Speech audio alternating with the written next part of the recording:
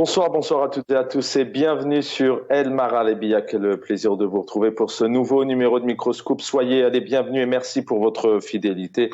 Je rappelle, vous pouvez retrouver toute la rediff de nos programmes, notamment sur nos réseaux sociaux et la page YouTube d'El Maralebia. Ce soir, nous allons parler bien évidemment d'Algérie, mais de ce côté tout sécuritaire, d'un côté où il y a une sécurité au niveau de la police nationale, de la gendarmerie, une répression aussi qui est très décriée, dénoncée par les militants, les ONG, des observateurs, un certain nombre de presse aussi à l'international, l'ONU, des penseurs, des chercheurs qui reviennent énormément sur la répression donc que subit notamment la liberté d'expression en tout genre, sur Internet, sur Facebook, ou encore les journalistes, par exemple, les militants politiques, les syndicats aussi sont intimidés. Il y a cette sécurité en Algérie. Mais d'un côté, il y a aussi peut-être ces jeunes, on va y revenir ce soir, ces jeunes, ces moins jeunes, parfois ces adultes qui meurent dans les commissariats, parfois dans les palais de justice, dans les feux, dans les rues. Ça, c'est un fait qui existe maintenant depuis plusieurs années. On va se poser ces questions avec nos invités. Alors, l'absence de sécurité, de justice en Algérie, un peuple qui est livré à lui-même, peut-être pour se protéger. On l'a vu encore dernièrement avec les feux, où les Algériens et les Algériennes sont livrés à eux-mêmes. Se sécuriser, anticiper aussi les moyens. Anticiper, c'est aussi prévenir. Donc le peuple algérien est livré à lui-même. Se solidariser aussi, un peuple qui est solidaire entre lui. Où est l'État dans tout ça? Alors insécurité ou indifférence, point d'interrogation. Des feux, parfois des balles perdues. On parle aussi de bavures encore dernièrement dans les commissariats. Parfois, bien sûr, malheureusement, ça vire dans les décès. C'est une question qu'on se pose ce soir. Alors, combien de morts suspects où les commissariats, parfois les fonctionnaires de police, la gendarmerie, dans les prisons, sont remis en cause, parfois impliqués, point d'interrogation, à ces moments précis, des disparitions aujourd'hui qui ne sont pas élucidées, des morts et des décès qui posent donc beaucoup de questions et qui, pour leur quasi-totalité, sont encore aujourd'hui restés sans suite et sans enquête. Alors, ils sont nombreux, on pourrait penser paix à leur âme, Hakim Debazi, Mohamed Tamal, le docteur Fakhar par exemple, d'autres ont été intimidés, voire torturés d'une certaine manière, de par un peu ce qu'ils ont pu exprimer en sortant de prison. On passe notamment à Karim Tabou, par exemple, qui est kidnappé, dont on ne sait pas où il est pendant plusieurs heures, plusieurs journées. Il y a Cheikh Bourgra qui raconte notamment dans ses œuvres ce qu'il a pu subir, Walid Neqish, le jeune aussi Chétouane, d'autres ont été aussi torturés, ont passé des moments difficiles. On pense Cheikh Abbassi Madani, Ali Belhadj aussi raconte pas mal de choses. Certains ont été chefs d'État, présidents, aux hautes responsabilités comme Ben Bella ou Boudiaf qui aussi ont raconté un peu leur mésaventure. Et puis plus récemment, on va y revenir, c'est cette tragique bavure, en tout cas ce sont les mots employés, qui a aussi frappé la nation énormément sur les réseaux sociaux, ce qui a causé la mort de ce jeune de 25 ans à Tébessa, paix à son âme. Son domicile a été perquisitionné. Voilà, c'est Haitham Djebari. On y reviendra, on écoutera un témoignage tout à l'heure et pour l'instant, effectivement, on attend toujours les enquêtes, les éléments de réponse et surtout que les médias sont silencieux derrière ça. Nous avons consacré tout un numéro là-dessus, mais c'est vrai que très peu de médias en parlent. Enfin, très peu. Aucun média n'en parle, aucun député. On a pu voir dernièrement dans certains pays, comme en France par exemple, où il y a ces décès, où la police est impliquée. Eh bien, vous avez vu comment les politiques sortent de leur gonds et les médias en parlent pendant des journées entières à essayer de comprendre. Alors, Sétif, on pense à eux, paix à leur âme. Ce sont ces 7 jeunes qui, malheureusement, ont perdu la vie dans un puits commun en 2023. Dans un pays, on peut se retrouver à perdre la vie au fond d'un puits. Où est la sécurité, ou la prévention? Le procureur général de Mostaganem qui a annoncé donc hier que l'auteur des coups de feu qui a notamment touché le juge d'instruction est mort, notamment une mort provoquée, je cite le procureur, par de violents traumatismes au niveau de la tête et de la poitrine, comment il s'est retrouvé donc malheureusement dans cette situation.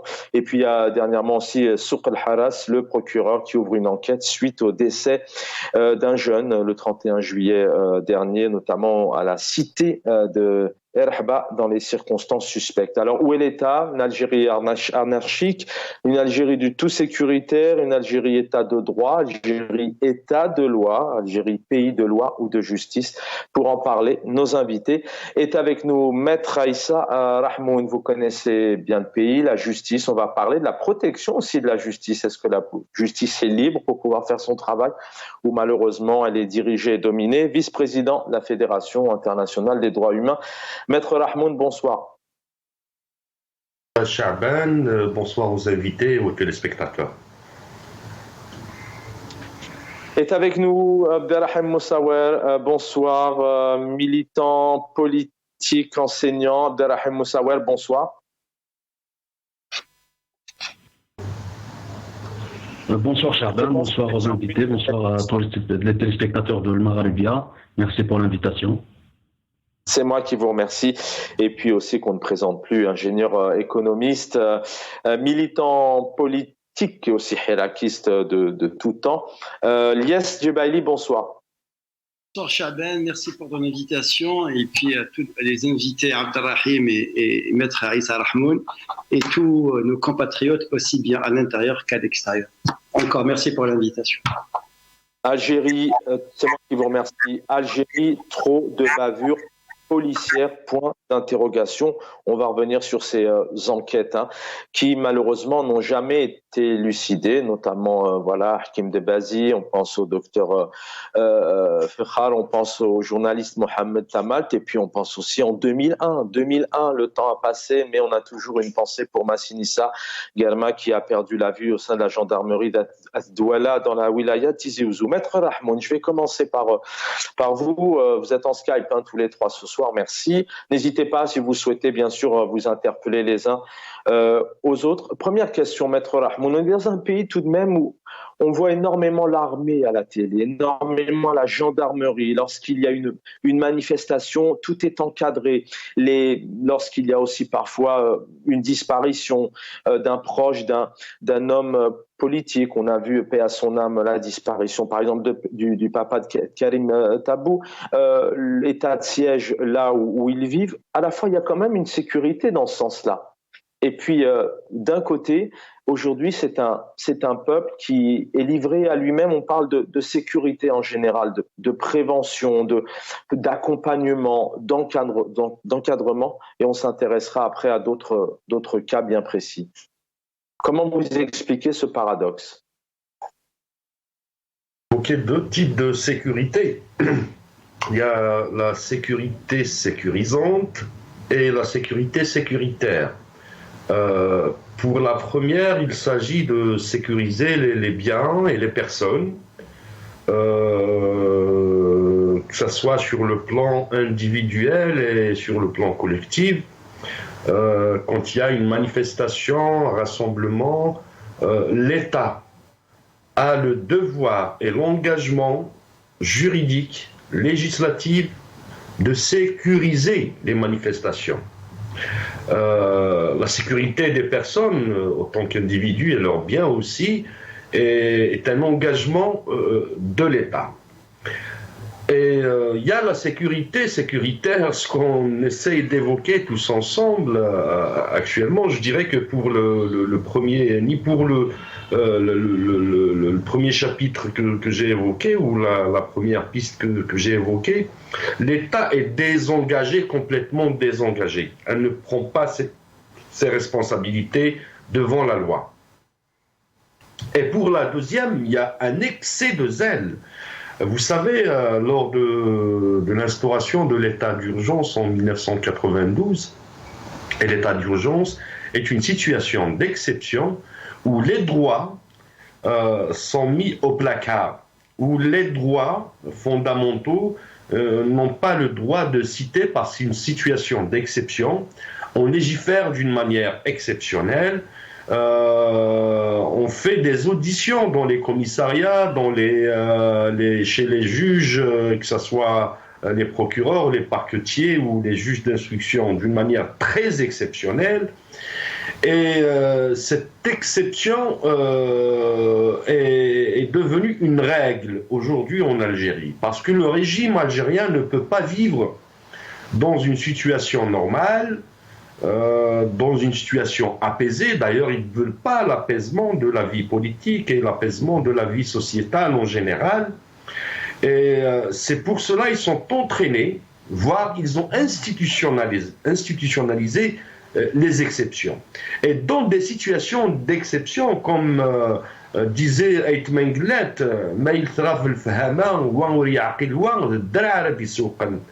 quand il n'y a pas une approche lucide et apaisée de la gestion de la chose publique, de la chose politique, c'est bien sûr c'est la violence qui fait surface, c'est l'arbitraire, c'est les exactions, c'est les exécutions extrajudiciaires, c'est les descentes punitives, c'est les situations de disparition forcée, c'est vivre hors loi. C'est ce qu'on appelle les hors-la-loi. Donc on est dans une configuration aujourd'hui où le régime, à travers ses agents, et ça reste une opinion qui est vérifiée sur le terrain, sont devenus des hors-la-loi. On va y revenir dans un instant, et dans le détail, c'est de comprendre aussi, voilà, par rapport vous à vos expériences, que vous entendez. Maître Rahmoun, vous en avez aussi défendu. Vous connaissez très très bien ce qui se passe en Algérie en tant qu'avocat et en tant que citoyen. Et puis nos deux autres invités qui connaissent aussi bien le pays. Et puis on a aussi beaucoup de proches qui en parlent. Donc vous allez essayer de nous donner des éléments un peu sur ce que peut vivre notamment un Algérien ou une Algérienne lorsqu'elle est interpellée. On écoutait dernièrement notamment une femme d'une petite soixantaine d'années qui expliquait comment elle a été torturée. Et ça, je vous parle de ça, c'est en 2022. Elias Djebaili, même question, à voir votre point de vue. On a effectivement ces deux mesures. Alors effectivement, il y a peut-être la sécurité sécurisante d'un côté, si je puis me permettre un peu le jeu de mots, et puis à la fois, il y a, pour reprendre les mots de Maître Rahmoun, il y a cet excès de zèle, ce tout sécuritaire, mais d'un côté, la protection, l'anticipation, la prévention, l'État est désengagé. Au fait, je reprends ce que vient de dire Maître Issa Rahmoun, au fait, entre le tout sécuritaire et la sécurité sécurisante. Oui, dans un état de droit, dans un état démocratique, nous avons besoin d'une sécurité sécurisante. Il faut sécuriser les biens publics, les biens privés, l'intégrité territoriale du pays. Et c'est ça, voilà, ce dont on a besoin dans un état de droit. Mais l'Algérie, au fait, elle a pris un autre chemin. Je veux dire, ses dirigeants illégitimes ont pris un autre chemin, c'est-à-dire le tout sécuritaire. Le tout sécuritaire, et j'ajoute une autre couche, le tout répressif. C'est que l'Algérie sombre dans tout le répressif. Le peuple algérien vit sous la coupe du répressif depuis décembre 2019. Quasiment, c'est le tout répressif, le tout sécuritaire. Et je me rappelle, même en 2020, l'Ordre national des avocats a appelé pour exiger ou appeler 2 jours de grève pour exiger une justice indépendante, parce qu'il y avait un vent de colère qui s'est levé dans ce pays. Vous avez une justice qui n'est pas indépendante, qui est complètement confisquée, et cette justice, au lieu qu'elle aille dans le sens du droit et du légal, elle est en train de réprimer et de condamner à bout de champ toutes les voix discordantes. Donc, au lieu de s'occuper d'autre chose, au lieu de sécuriser le pays, de sécuriser des biens, d'apporter le bien-être pour le pays, d'ailleurs, on l'a vu durant les incendies de Kabylie, on voit bien que le pays, nous assistons à un État fantôme, absence de l'État. Je parle de la gestion, je parle de la planification, dans un État de droit ayant des institutions dignes de nom. On ne peut pas laisser périr 34 personnes. Moi, honnêtement, j'étais frappé par un témoignage d'une personne, un homme de 70 ans, qui a perdu sa fille et ses 2 petits-enfants. Il a dit quoi? J'aurais aimé mourir avec eux. J'aurais aimé mourir avec eux. Mon corps est là, mais mon âme est partie avec eux. C'est fini, il n'y a plus d'espoir dans ce pays. C'est-à-dire, quand on laisse périr des personnes, et moi, je porte la responsabilité à l'État. L'État doit planifier. Oui, la solidarité citoyenne, oui, c'est normal. Parce que, je veux dire, la solidarité citoyenne doit jouer son rôle. Mais aussi, l'État doit jouer son rôle central. Où est-il l'État? Non, l'État est absent. Au lieu de s'engager, au lieu de planifier, au lieu d'anticiper, au lieu de prévenir en amont, en aval, de créer des ceintures, de sécuriser, de prévoir un cahier de charges. Comment anticiper contre les incendies, parce que connaissant les terrains accidentogènes et connaissant les températures, le réchauffement climatique, il est en train de réprimer, de condamner, de réprimer à tout va. Et c'est ça ce que je dénonce. Je n'ai jamais cessé de dénoncer. Je n'ai jamais été partisan d'un truc populiste. Moi, je dis que cet État est fantôme, cet État est absent, cet État, il le paye. Il va le payer, je veux dire, sur le long terme. Parce qu'on ne peut pas laisser un pays comme ça, on ne peut pas réprimer un peuple comme ça. Un peuple, tôt ou tard, devrait se réveiller de façon pacifique, de ne pas laisser. On ne peut pas tout le temps relater l'actualité. Le peuple ne peut pas tout le temps vivre les mêmes étés meurtriers. Vous savez, 34 personnes qui ont péri durant les incendies, mais c'est inconcevable. Moi, je ne vais pas raconter ma vie privée. Je suis parti en Grèce. Je suis revenu. Il n'y avait aucun mort, sauf 2 pilotes suite à un accident. Et pourtant, la Grèce, c'est quoi?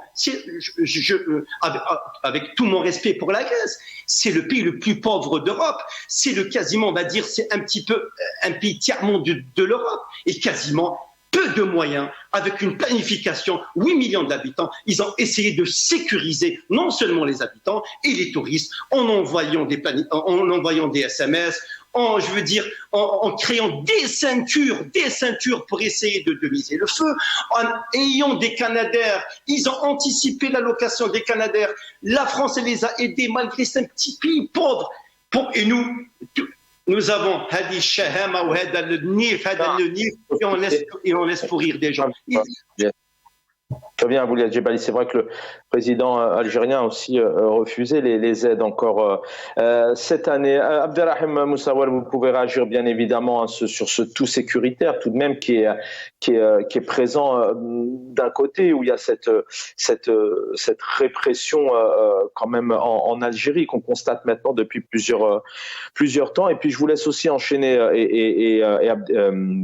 Maître Rahmoun pourra aussi apporter ces éléments de réponse. Il y a ces violences physiques, il y a ces tortures, il y a aussi ces disparitions qui restent sans suite, il y a aussi cette violence psychologique, parfois aussi serait-ce que lors d'un contrôle, certains sont malmenés, il y a ces injures, il y a dans les commissariats aussi des moments très difficiles.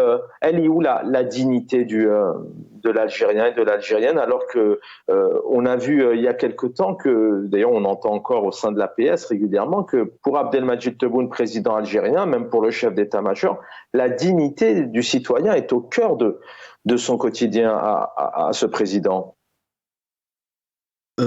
D'abord, permets-moi, Chaban, de reprendre quelques propos. Vous savez, même dans la langue, les mots, parfois, la tournure que l'on peut rajouter à un mot en termes d'adjectif, ça peut devenir encore plus péjoratif. D'ailleurs, dès que l'autorité devient autoritaire, c'est la catastrophe. Et là, le mot sécurité auquel on adosse l'adjectif sécuritaire, ça reprend, ça prend une autre tournure sémantique. Je voulais juste revenir sur je sais que notre frère Elias Jubaili, ce n'était peut-être pas ce qu'il voulait dire en disant que il n'y a plus d'espoir dans ce pays. Je pense que à partir du moment où il y a des hommes et des femmes, des militants, des juristes, des journalistes aussi qui traitent de ces questions, qui essayent de proposer des solutions, d'analyser de façon responsable un peu la situation politique en Algérie, c'est qu'il y a quand même un espoir qui nous anime. Sinon, je pense qu'on n'en serait pas là aujourd'hui. On n'en serait pas aujourd'hui à parler de la situation politique et se projeter dans un espoir futur concernant la construction d'une Algérie libre et démocratique une soixantaine d'années après l'indépendance. Sinon, ce que nous avons, nous continuons malheureusement à constater, c'est non seulement l'absence de l'État, mais l'État algérien. Et il faut savoir qu'il est victime, il est entre les mains d'un système néocolonial, d'un régime que l'on peut qualifier de autoritaire, de totalitaire même, puisqu'il a dépassé les bornes. Comme l'a si bien dit notre frère Issa Rahmoun, c'est-à-dire il sort ce système, il fait sortir l'État algérien, ses institutions et les responsabilités qu'il devrait avoir de tout ce qui est sécurisant. Ça veut dire qu'un citoyen se sentirait en sécurité, en sûreté dans son pays, et il rentre dans le tout sécuritaire qui est dévastateur dans un État de droit. S'il existe bien sûr un État de droit en Algérie. Donc, on a toujours vécu, on a vu d'ailleurs, bien avant l'indépendance du pays, il y a eu des assassinats, il y a eu des disparitions, et puis il y a eu des tortures jusqu'à demain avec ce régime en Algérie, des militants, des citoyens, des simples citoyens qui ont été torturés, assassinés. Je pense à ceux qui sont morts dans les prisons, ceux qui sont morts dans les commissariats, dans les tribunaux, au large de la mer. N'oublions pas cette partie des Algériennes et des Algériens qui tous les jours essaye de gagner l'autre rive de la Méditerranée pour chercher un avenir meilleur. Donc je pense aujourd'hui que ce soit la question économique, la question sociale, la question même judiciaire en Algérie qui devient une sorte d'arme utilisée par le pouvoir néocolonial, le système néocolonial pour marteler, pour bastonner le simple citoyen en Algérie. Tous ces éléments, toutes ces analyses qu'on peut faire sur les atrocités, les marasmes que vivent les différents domaines en Algérie, tout ça va tout simplement sur la même, c'est-à-dire ça donne sur le même fleuve, celui de la légitimité historique, celui du pouvoir politique, celui de la situation politique tout simplement en Algérie. Un système néocolonial qui n'a pas eu de légitimité populaire aujourd'hui. On se pose la question, où est l'État dans tout ça, devant les feux de forêt, les crimes, la hogra, etc.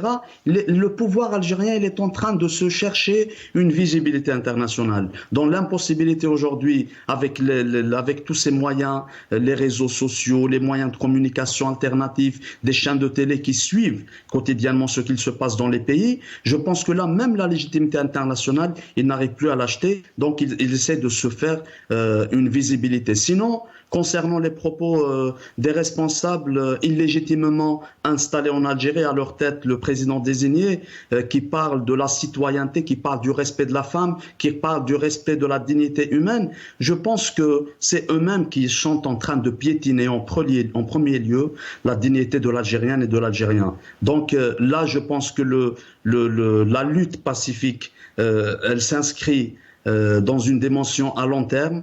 Il se trouve que le Hirak est toujours dans les esprits, ça c'est certain. Même si on regarde en Algérie aujourd'hui avec l'absence des marches, des manifestations, mais une chose est sûre, c'est que le système néocolonial a une épée de Damoclès sur la tête. Il s'appelle le Hirak.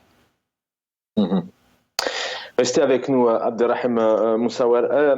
Maître Rahmoun, c'est vrai qu'il y a vous parlez de désengagement, il y a aussi ce mépris, il y a aussi peut-être ce peuple, enfin on a du mal à le dire, mais parfois effectivement on constate qu'il est peut-être laissé à l'abandon. Il y a ce que vit aujourd'hui notamment les personnes qui sont arrêtées, incarcérées. On a des exemples dernièrement, Haitham Djebari, donc qui trouve la mort suite à une une perquisition, suite à une fouille. Voilà, on a ce jeune notamment qui est l'auteur de coups de feu, mais qui aujourd'hui a perdu la vie parce que, selon le procureur, il a donc une mort provoquée par de violents traumatismes au niveau de la tête et de la poitrine. Je parlais tout à l'heure de ces injures, de cette maltraitance psychologique. Les haragas, c'est aussi un manque de sécurité tout de même. Les feux, le plan urbain avec aussi les séismes, parce qu'il y a aussi un manque, il y a un laisser-aller, un manque de sécurité. La situation aujourd'hui de ce que vivent les Algériens, les Algériennes, c'est ce que vous ressentez, c'est les échos que vous avez, c'est ce que vous avez vécu en étant notamment en Algérie, avocat. Je dirais que la situation a évolué d'une manière très, très dangereuse et très grave à la fois. Ah oui. La violence dans les sociétés existe. Ce n'est pas le propre de la société algérienne, mais partout dans le monde, il y a des violences au niveau sociétal. Force est de constater la gravité, elle se situe à quel niveau? C'est quand la violence est transposée au niveau des institutions. Au niveau des institutions, quand on voit des avocats se faire assassiner dans leur cabinet, quand on entend que des greffiers tuent des juges d'instruction, quand on entend que dans les commissariats, soit à Tébessa ou la Sougaras, ça on l'a déjà vécu de par le passé, sans jamais avoir des enquêtes sérieuses, sans jamais avoir vérité, justice et réparation sur ce genre d'acte qui n'est pas isolé. Parce qu'aujourd'hui, le régime et la société civile, et voire l'opposition algérienne, il faut dire une chose, qu'elles appliquent ce que disait entre autres Jean-Paul Sartre, l'enfer c'est les autres. Le régime algérien, à travers ses institutions aujourd'hui, essaie de cacher ses échecs en les transposant vers la société civile, vers l'opposition. Et ces dernières aussi, il faut le dire, réclament et déclament à la fois que l'échec de l'opposition, de la société civile, c'est le régime. On n'est pas arrivé à un degré de réconciliation pour bâtir un État, pour bâtir une bonne gouvernance, pour l'exercice de la citoyenneté. Je pense que c'est un débat très profond que nous n'avons pas entrepris, que le régime ne veut pas entreprendre, même si la classe politique, l'opposition et la société civile essaient d'entreprendre ce débat, ces initiatives. On l'a vu à l'occasion de plusieurs initiatives, que ce soit le contrat de Rome, que ce soit la rencontre de Londres, ça c'est l'histoire de l'Algérie, que ce soit l'initiative de la société civile au lendemain du Hirak, le pacte pour l'alternative démocratique, etc., etc. Le régime reste fermé.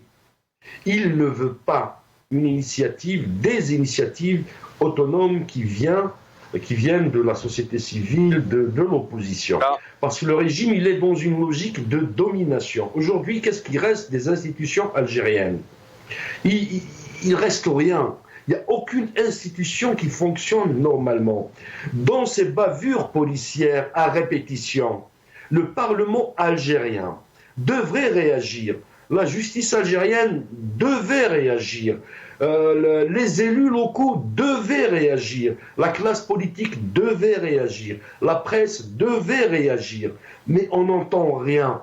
On voit rien.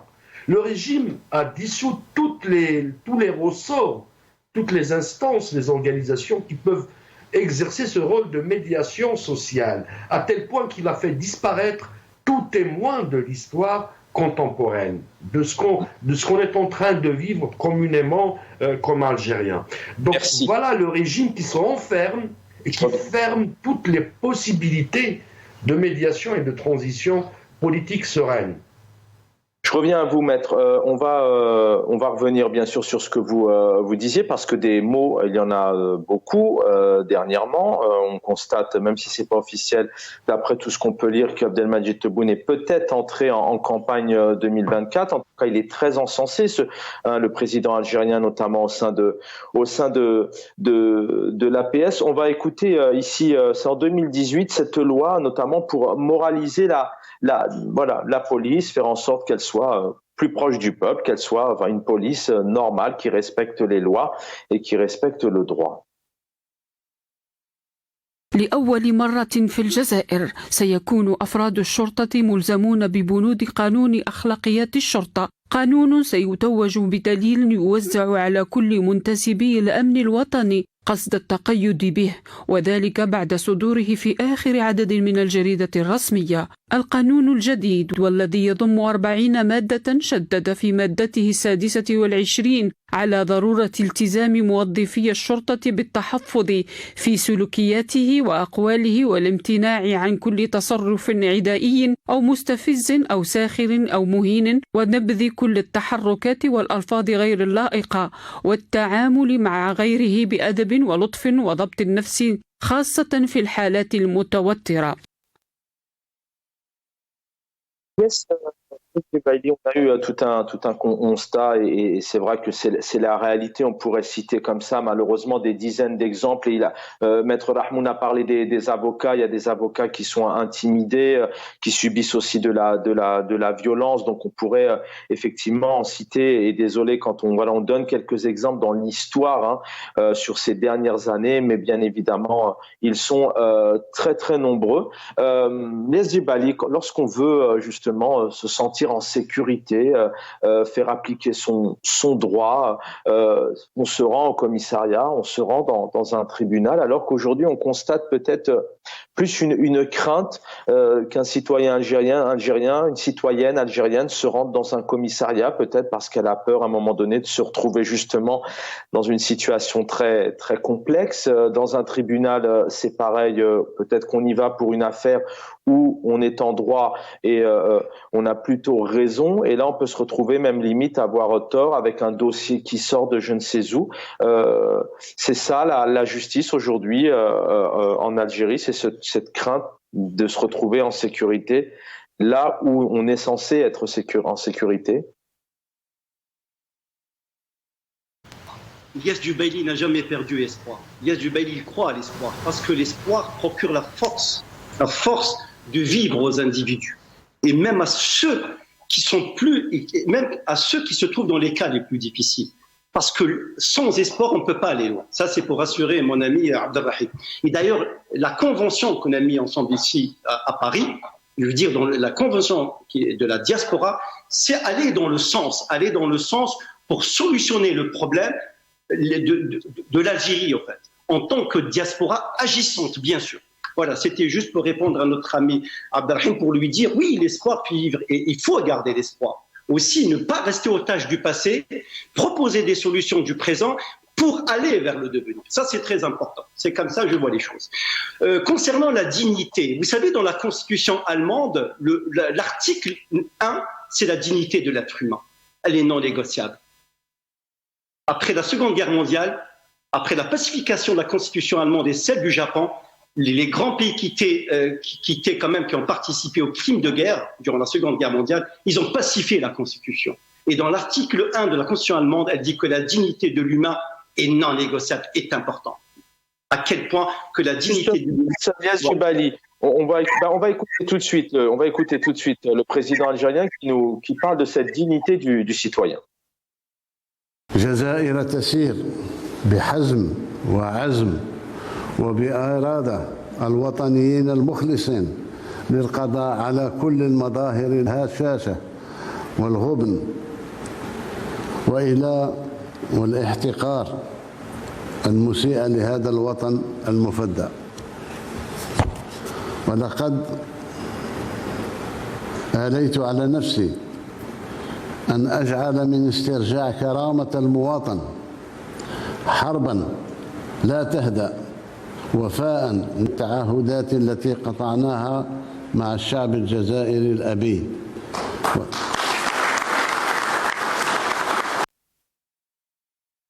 Jebali, on parlait de schizophrénie diplomatique, on a peut-être l'impression aussi en Algérie d'avoir une schizophrénie de gouvernance. On nous parle de dignité en termes de sécurité. Dernièrement, au sein de l'APS, c'est clair, net et précis. L'État algérien a mis tous les moyens pour faire face aux incendies en temps record. L'État algérien a tiré les leçons 2021. Un pays aussi qui a signé certaines conventions internationales sur les droits. On a deux poids, deux mesures pour suivre un peu ce que vous étiez en train de dire sur cette dignité en Algérie. Il a perdu sur tous les plans. Il n'a pas la légitimité du peuple parce que le pouvoir revient au peuple. Le peuple ne lui a pas donné cette légitimité. Donc il essaie de la trouver à l'extérieur.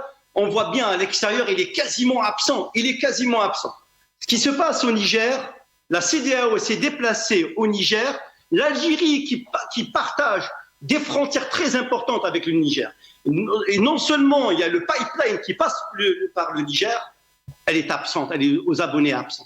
On voit bien que l'Algérie, elle est complètement absente. Il a du mal à se refaire une virginité ou à se faire une force, une légitimité sur le plan international. Quasiment, il n'y a rien. On voit bien les prises de risque qui courent le pays. Revenons, pardon. Il y a effectivement le président actuel, Abdelmadjid Tebboune, mais on a l'impression tout de même, enfin on n'a pas l'impression, là on vient de citer plusieurs cas, même bien avant, Abdelrahim Moussawel vient d'expliquer que c'était déjà bien avant 62, depuis des décennies, il n'y a pas d'enquête, il y a des drames qui arrivent parfois au sein des tribunaux, parfois dans les cités, dans les quartiers, dans les villes, parfois dans les puits, parfois beaucoup dans les commissariats, c'est là où on devrait tout de même avoir une opposition, une position, des enquêtes, etc. Le fait que ça soit comme ça en Algérie depuis des décennies, c'est qu'il n'y a pas de contre-pouvoir. Maître Rahmoun expliquait tout à l'heure que tout était fermé, il n'y a pas de médias, il n'y a pas d'opposition, il n'y a pas d'Assemblée nationale, il n'y a plus de médias. Il n'y a rien, en fait. Moi, je remonte en 57, depuis l'assassinat de Abben Ramdan, depuis l'assassinat de Abbas el-Ghorra en Tunisie, depuis l'assassinat aussi téléguidé de Moustapha Ben Boulaïd, depuis l'assassinat de Karim Belkacem en 70 à Francfort, depuis l'assassinat du ministre de l'Intérieur sous Boumediene, et ainsi de suite, de Msili remontant, il n'y a jamais eu d'enquête. Depuis 62, il n'y a jamais eu d'enquête. Les assassinats pleuvent en Algérie. Les assassinats des hommes politiques, des simples citoyens, aussi bien dans un commissariat, aussi bien quand certaines voix discordantes sont ramassées le soir aussi sont assassinées. Il n'y a pas d'enquête. Pourquoi? Parce que la nature du régime, après 62, sa structure, elle est comme ça. Je veux dire, elle est monobloc, elle est homogène, elle bouge pas. Donc, qu'est-ce qui fait bouger ce régime? C'est ce qu'on appelle, c'est les voies démocratiques. C'est les voies démocratiques. C'est la démocratie. Quand on entend Ben Grina, j'ai entendu, il dit, je fais partie de l'opposition positive. Mais excusez-moi, je fais partie de l'opposition positive. Regardez, mais ça veut dire dans un pays où tout va, l'opposition, elle est là, elle existe. Moi, je rends hommage il y a une opposition algérienne. Oui, moi, je lui rends hommage. D'ailleurs, je lui ai toujours rendu hommage parce qu'elle travaille dans des conditions très difficiles, malgré la répression, malgré la fermeture de tous les champs médiatiques, la société civile. Mais maintenant... Restez avec vous, Ilyas Jebali. Je reviens à vous. Abdelrahim Moussawel. Aussi une réaction, ça dure depuis des décennies cette insécurité à tous les niveaux, hein. Il y a les feux, les haragas, vous en parliez tous les trois, c'est vrai que c'est une insécurité à un moment donné. Si je me sens mal dans mon pays en termes de sécurité, en termes aussi d'emploi, de santé, de prévention, etc., à un moment donné, je me retrouve à monter dans des embarcations de fortune et à ce que malheureusement j'en perds la vie. C'est quoi? C'est l'échec d'un système. Il n'y a pas de cap. Il y a des mots à tous les niveaux. Un président proche de la jeunesse, un pays prospère, un pays président de la République qui invite les Russes à venir investir en Algérie. Comment vous l'expliquez, vous? C'est un pays aujourd'hui où c'est l'intrigue totale, il n'y a plus de cap. D'ailleurs, rapidement, je rappelle que d'un côté, il y a Abdelmadjid Tebboune qui dénonce ce qui se passe en Niger, et d'un côté, on a son chef d'état-major qui va saluer le président russe. Voilà, on l'évoquait hier. Abdelrahim Moussaouer.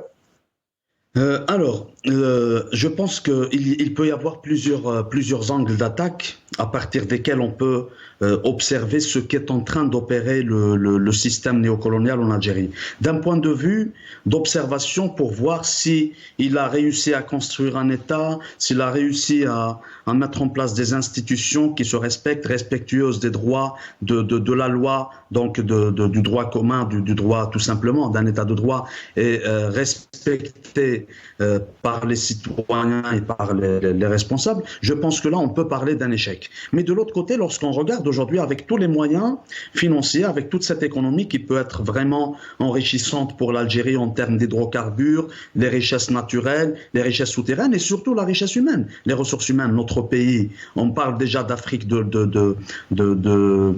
comme continent le plus jeune, et l'Algérie ne fait pas d'exception, c'est l'un des pays les plus jeunes au monde, si j'ose dire. Donc là, lorsqu'on regarde toute cette dimension, c'est-à-dire ce que peut faire réellement un État ou plutôt un régime en place qui se respecte, on parlait à un certain moment, Chaban, si tu me permets, on parlait de l'absence d'une volonté de la part du système en Algérie de construire un État où le citoyen, comme tu le disais, se sentirait bien chez soi, se sentirait en sécurité, vivrait en étant rassuré.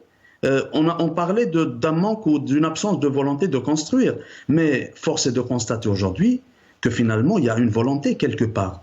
Mais ce n'est pas une volonté de construire, c'est une volonté de détruire le peuple algérien, de détruire la société algérienne, une volonté de casser tout espoir de construction d'un État de droit, un État démocratique, un État avec des institutions, avec un grand I.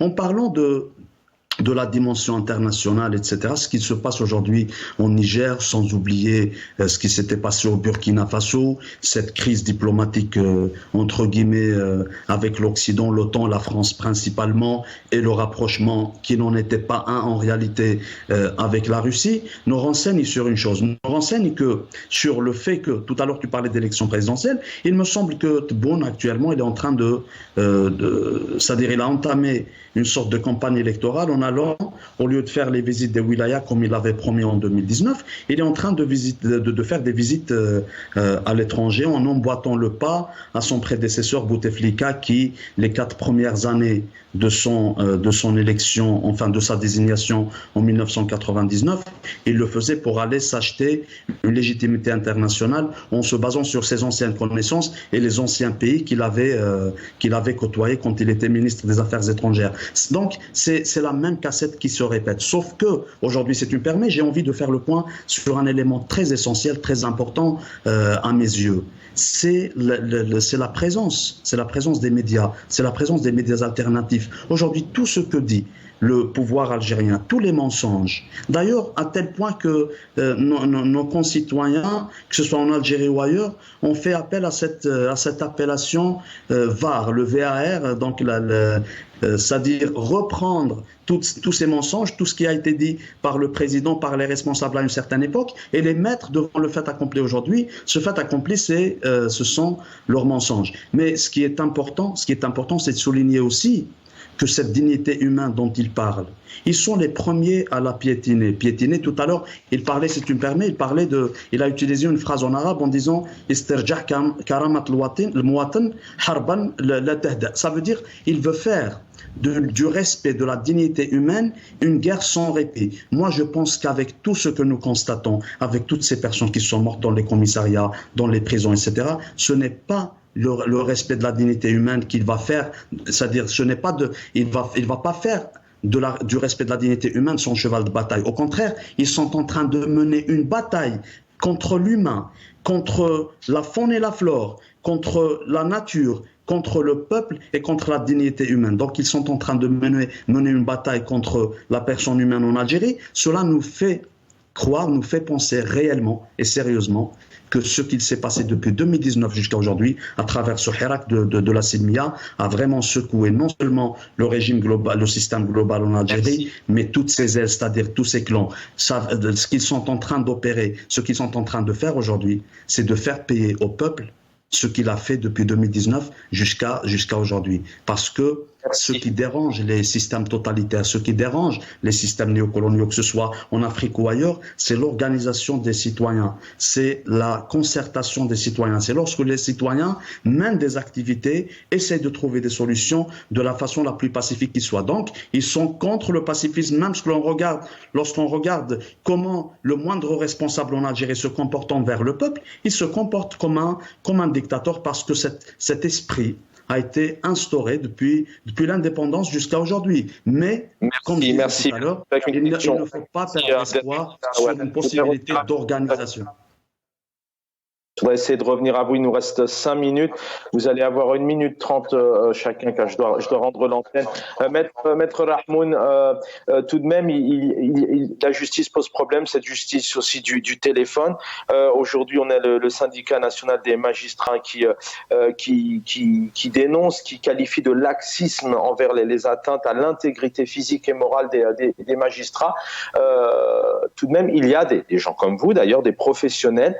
Comment les magistrats, cette justice aujourd'hui, elle est protégée, elle est soumise, elle ne peut pas faire son travail, elle est frustrée devant des Massinissa Guerma ou des Ahmed Djebari, entre autres, etc., de ne pas pouvoir faire son travail? Je dirais que c'est un mot vulgaire que d'appeler ce corps de syndicat. Parce qu'un syndicat, il a une philosophie, il a une trajectoire, il a des opinions qui veulent une autonomisation de la corporation de cette profession. Par contre, il faut parler je sais pas, d'appendice ou de relais du régime. Aujourd'hui, quand on voit les magistrats et les corps de sécurité, comment ils sont recrutés, ni formation, ni ça devient des professions à caractère social. À caractère social dans le sens où le recrutement de ces corps, que ce soit la magistrature ou les services de sécurité, obéit à une logique, je dirais, psychanalytique, qui est donner de la responsabilité à des chercheurs d'emploi, plus que ça, à des demandeurs d'emploi, mais à des cas sociaux. Aujourd'hui, imaginez, et je vous invite tous, soit les invités, mes amis, mais aussi les téléspectateurs, à lire attentivement un livre qui est très intéressant. C'est la thèse de magistère de Moulay Hamrouch, Dhahira al-Askariya fi Ifriqiya as-Sawda. Quand on transpose cette thèse de magistère en Algérie, on découvre en fin de compte que le régime recrute des cas sociaux pour leur donner un pouvoir autoritaire pour se venger de leur passé, pour se venger de leur avenir, mais pour dominer les sociétés. Aujourd'hui, tout est à refaire. C'est vraiment l'institutionnalisation de la bêtise, l'institutionnalisation du déni de droit et de la domination. Merci maître. Deux petites minutes à vous deux, Lies Djebari, Abderrahim Moussaouer, pour les mots de la fin. J'essaie de terminer, de dire pourquoi nous demandons une justice indépendante. Parce que de prononcer comme ça, c'est simple, c'est facile. Mais il faut rentrer, analyser. Et moi, je suis sous le contrôle de Maître Issa Rahmoun. Parce que la justice, c'est que nous cherchons quoi ? pour garantir un État démocratique en Algérie. Il faut que l'indépendance et l'impartialité garantissent aux justiciables que l'acte de juger sera seulement déterminé par des arguments du débat judiciaire, en dehors de toute pression, que ce soit de nature militaire ou autre nature. C'est ça pour construire un État de droit. Malheureusement, cette justice, elle est confisquée, elle est verrouillée, elle est complètement engloutie sous la botte de la junte militaire. Mais moi, juste si tu permets, cher Chaban, je pense... Non, c'est juste laisser un peu de temps à Abderrahim Moussaouer derrière, voilà. Voilà. Oui, rapidement, il y a quelqu'un... Ouais, vas-y. Allez-y, 30 secondes, allez-y, terminez. La question, il m'a dit, il n'y a qu'en Algérie où on parle toujours du passé, au fait, certes, mais il faut qu'on parle du présent et on essaie de solutionner le problème, parce que notre problème, il est vraiment très flagrant, il faut le solutionner avec la solidarité de tous les citoyens pour qu'on aille, parce que ce régime ne comprend rien que la répression. Voilà, merci. Merci. Abderrahim Moussaouer, je sais que vous êtes champion des chutes en 30 secondes, je vous laisse le mot de la fin.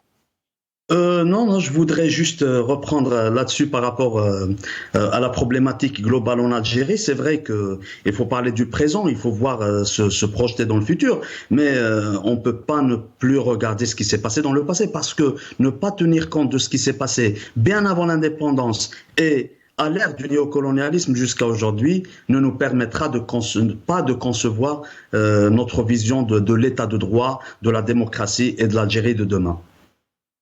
Merci infiniment. Merci Maître Rahmoun, vice-président de la Fédération internationale des droits humains.